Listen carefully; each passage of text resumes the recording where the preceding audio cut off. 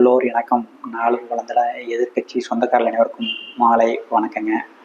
இன்று அண்மையில் நடைபெற்ற தவேகாவின் மதுரை மாநாடு வெற்றியா என்ற தலைப்பிலே பொறுப்பு அரசியல் பதிவை பார்ப்போம்.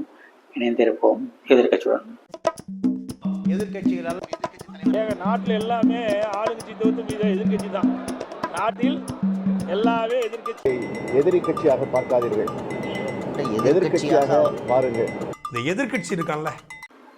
கடந்த 14ஆம் தேதி மதுரையிலே தமிழக வெற்றி கழகத்தின் 2வது மாநாடு நடைபெற்றது.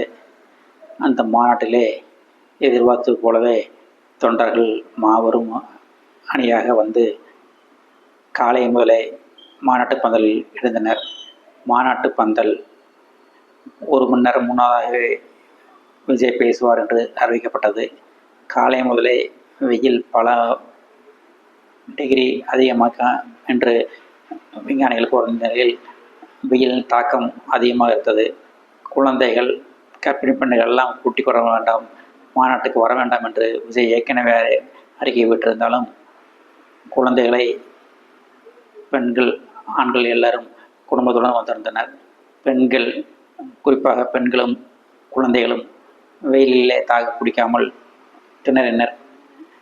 மதியம் ஒரு 4 மணி சுமாருக்கு விஜய் பேசினார். கிட்டத்தட்ட ஒரு 35 நிமிடம் பேசினார். பாரதிய ஜனதா கட்சியும் திமுகவும் தான் தங்கள் எதிரி என்றும், அடுத்த தேர்தலிலே திமுக அதை துவப்பிடிப்பதே தவேகாவின் லட்சியம் என்றும் குறிப்பிட்டார். 234 தொகுதியிலும் விஜய் போற்றுவதாக நினைத்து தாங்கள் வேலைகளை செய்யுங்கள் என்றும், தவேகாவை பற்றி அவதாக பேசலை பற்றி நீங்கள் எதுவும் கவலைப்பட வேண்டாம் என்றும் கூறினார். தவேகாவின் 3வது அடுத்த மாநாடு கோயம்புத்தூரில் அடுத்த மாதமாக விடும் என்று பேசப்பட்டு வந்த நிலையிலே கோவிலே இடம் பார்க்கும் தவேகனர். கோவிலே பல இடங்களிலே தமிழக வெற்றி கழகத்தினர் இடம் பார்க்கும் செயலில் ஏற்பட்டுள்ளனர். கோயம்புத்தூரில் நடக்கும் மாநாடு எப்போது நடைபெறும் என்று இதுவரை அதிகாரபூர்வமாக அறிவிக்கப்படவில்லை. இருந்தாலும் மதுரை மாநாட்டிலே இன்று இந்துஸ்தான் டைம்ஸ் என்ற பத்திரிகை 14 லட்சத்துக்கு மேல் மக்கள் வந்துள்ளதாக எழுதியுள்ளனர். இதுவரை நடந்த மாநாட்டிலே 14 லட்சம் பேர் யாரும் எந்த மாநாட்டுக்கும் வரவில்லை என்று அந்த ஆங்கில பத்திரிகை எழுதியுள்ளது. இந்த நிலையிலே விஜயின் மாநாடு மாபெரும் வெற்றியாக பேசும் பொருளாகவும் தமிழகம் முழுவதும் மாறியுள்ளது. கிட்டத்தட்ட பல கோடி பேர் நேரலையாக அனைத்து சோசியல் மீடியாவிலும் விஜயின் பேச்சையும் விஜய் மாநாட்டையும் கண்டெடுத்தனர். கிட்டத்தட்ட 3 கோடி பேர் விஜய் மாநாட்டை பார்த்துள்ளதாக தகவல் தெரிவிக்கின்றன. கிட்டத்தட்ட ஒரு மாதங்களுக்கு முன்பாகவே விஜய் மாநாடு நடைபெறும் இடத்தை தவேகாவினர் சிறப்பாக செய்து வந்தனர். இது விநாயகர் சதுர்த்தி என்பதால் முன்னாலேயே போலீசார் அனுமதி அளிக்கவில்லை. விநாயகர் சதுர்த்திக்கு காவல்துறையினர் நாங்கள் விநாயகர் சதுர்த்திக்கு பாதுகாப்பு வழங்க வேண்டும் என்பதால் நாங்கள் அந்த நிலையில் அந்த தேதியில் தவேகாவுக்கு மாநாடு நடத்த அனுமதிக்க முடியாது என்றும், முன்னதாகவே 14ஆம் தேதி அன்றே நடத்தி கொள்ளுங்கள் என்றும் அனுமதி அளித்தனர். 14ஆம் தேதி மாநாடு நடைபெறும் என்று விஜய் அறிவித்தார். அதே போலவே பல மாவட்டங்களிலிருந்தும் அன்று பல இளைஞர்கள் மாநாட்டுக்கு வந்தனர்.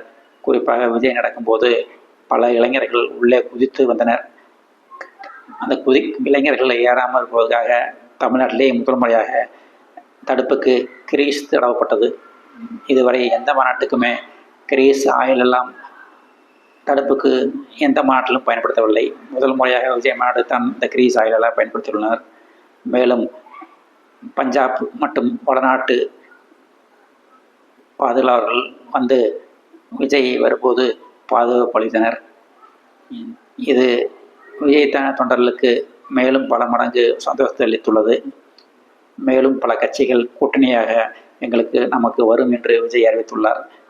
இந்த கூட்டணி எல்லாம் எப்படி அமையும், எதிர்காலத்திலே விஜயின் செல்வாக்கு அதிகரிக்குமா என்ற நிலை அப்போது காலம்தான் பதில் சொல்ல வேண்டும், காலமும் கடவுளும் தான் பதில் சொல்ல வேண்டும் என்று கூறிக்கொண்டு, எங்களுடைய சேனல் பிடித்திருந்தால் அவ்வளவுதான் காட்ட முடியும், அதுக்கு மேல காட்ட முடியாது. மத்த கம்பெனிகள் காட்டலாம், ஆனா எங்க கம்பெனி காட்ட எதிர்க்கட்சிகளால் ஏங்க நாட்டில் எல்லாமே ஆளுங்கட்சி தவிர்த்து மீது எதிர்க்கட்சி தான். நாட்டில் எல்லாமே எதிர்க்கட்சி. எதிரி கட்சியாக பார்க்காதீர்கள், எதிர்க்கட்சியாக பாருங்கள். இந்த எதிர்க்கட்சி இருக்கான்ல